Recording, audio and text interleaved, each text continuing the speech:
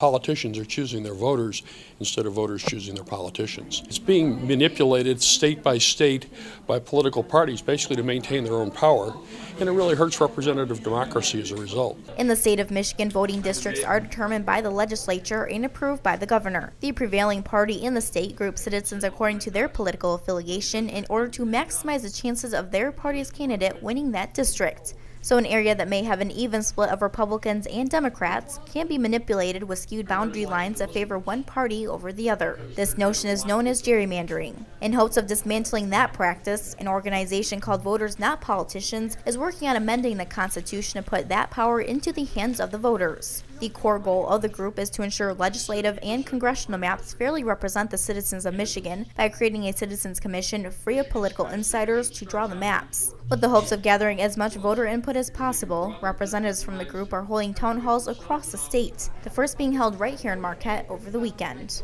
It's easy to say there's a problem.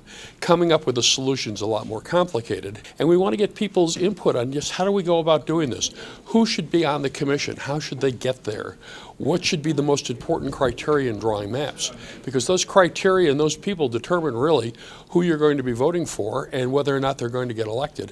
And in some cases, as a result of manipulated maps, your vote's really kind of meaningless. Sorge made a point to mention that both Democrats and Republicans are guilty of the practice. While gerrymandering is not a new phenomenon, Sorge said it has really taken off in the last few decades. When gerrymandering started in the early 19th century, it was an art.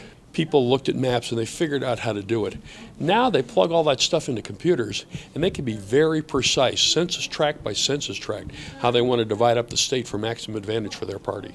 Over the next 6 weeks, the group will be touring the state, conducting over a dozen citizen forums to inform the public. The group will then submit language to the state so they can start petitioning this spring. In all, they will need to collect over 315,000 valid signatures in just 180 days' time. So far, 6 states have made the transition to an independent commission. For more information about the group or their efforts, visit our website at abc10up.com. Reporting from Marquette for ABC 10 and the CW5, I'm Chelsea Birdsall.